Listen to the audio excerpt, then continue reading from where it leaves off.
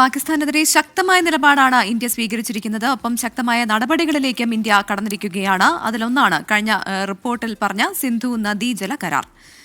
എന്താണ് ഈ ജലകരാർ എന്നും എന്താണ് അതിന്റെ നയതന്ത്ര പ്രാധാന്യമെന്നും അറിയാം. വിശദമായി 24 എക്സ്പ്ലെയിനറിലേക്ക് എല്ലാ പ്രേക്ഷകർക്കും സ്വാഗതം.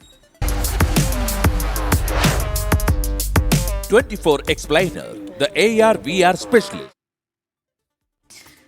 ആദ്യത്തെ ചോദ്യമാണ്, പഹൽഗാം ആക്രമണത്തിന് മറുപടിയാണോ ഈ ജലയുദ്ധം എന്നുള്ളത്.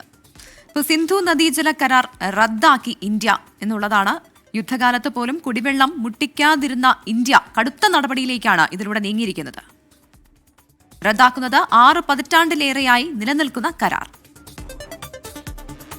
രണ്ടാമത് വരുന്ന ചോദ്യം, എങ്ങനെയാണ് ഈ കരാറിലേക്ക് എത്തിയത് എന്നുള്ളതാണ്. 1947 ഇന്ത്യ പാകിസ്ഥാൻ വിഭജന കാലത്ത് ഇന്ത്യയിൽ ഉത്ഭവിച്ച് പാകിസ്ഥാനിലേക്ക് ഒഴുകുന്ന സിന്ധു നദി ആര് നിയന്ത്രിക്കുമെന്നായിരുന്നു തർക്കം.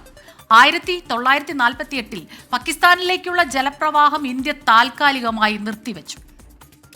അപ്പൊ അങ്ങനെ നിർത്തിവെക്കുമ്പോൾ പാകിസ്ഥാൻ ഈ ഒരു പരാതിയുമായി ഐക്യരാഷ്ട്രസഭയിലേക്കാണ് നേരെ പോകുന്നത്. ആ കരാർ ഒരു ചർച്ചയിലേക്കാണ് വഴിതെളിച്ചത്. ആ ചർച്ചകൾക്ക് നേതൃത്വം നൽകിയത് ലോകബാങ്കാണ്. 9 വർഷത്തെ നീണ്ട ചർച്ചകൾക്ക് ശേഷം സാധ്യമായ കരാറാണ് സിന്ധു നദീജല കരാർ. ഇനി എന്താണ് ഈ കരാറെന്ന് നമുക്ക് നോക്കാം. അതെ, സിന്ധു നദിയുടെയും പോഷക നദികളിലെയും ജലം പങ്കിടുന്നതായി ബന്ധപ്പെട്ടുള്ള ഇന്ത്യ പാക് കരാറാണിത്. സിന്ധു നദീജല സംവിധാനത്തിലെ ജലത്തിൽ 20% ഇന്ത്യക്കും 80% പാകിസ്ഥാനുമാണ്.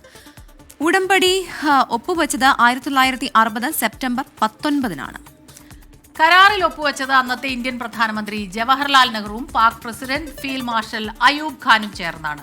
കിഴക്കൻ നദികളായ രാവി, സത്ലജ്, ബയാസ് എന്നീ നദികളിലെ ജലം ഇന്ത്യക്ക്, പടിഞ്ഞാറൻ നദികളായ സിന്ധു, ചെനാബ്, ഝലം തുടങ്ങിയ നദികളിലെ ജലത്തിന്റെ അവകാശം പാകിസ്ഥാനും.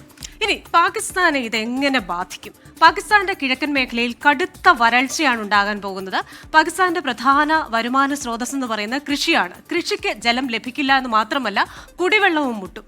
സാമ്പത്തിക പ്രതിസന്ധിയോടൊപ്പം ഭക്ഷ്യക്ഷാമം കൂടി ഉണ്ടായാൽ പാകിസ്ഥാൻ ഇത് കനത്ത തിരിച്ചടിയാകും. അതുകൊണ്ട് തന്നെ ഈ ഒരു കരാർ റദ്ദാക്കിയെന്നറിഞ്ഞപ്പോൾ പാകിസ്ഥാൻ വലിയ വേവലാതിയിലാണ്.